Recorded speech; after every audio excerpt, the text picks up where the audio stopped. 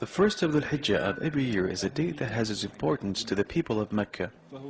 It is the day on which the ceremony of delivering the covering of the Kaaba to the keepers of the Kaaba is performed. Whereas on the 9th of the same month, the day of standing in Arafah witnesses the taking down of the old covering and dressing the Kaaba in its new cover.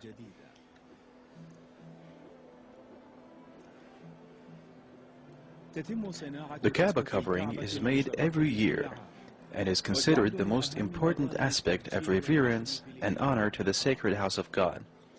The history of the covering of the Kaaba is associated with the history of the Kaaba itself. That is why Muslims are concerned with it and with its manufacturing and perfection, and they race to win this great honor. Some stories say that Ismail, peace be upon him, is the first person who covered the Kaaba. Other stories go to say that the first person to cover it is Adnan, the grandfather of the Prophet, peace be upon him.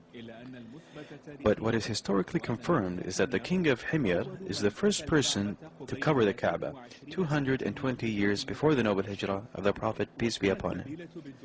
Nabila bint Habab, the mother of Al-Abbas bin Abdul Muttalib, was the first woman to cover the Kaaba in pre-Islamic times, and she had vowed to do so.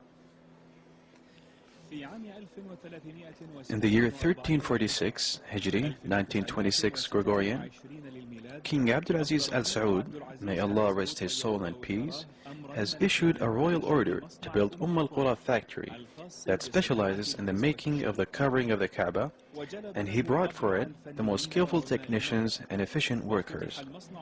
The factory was opened in the middle of the same year and started manufacturing the covering of the Kaaba.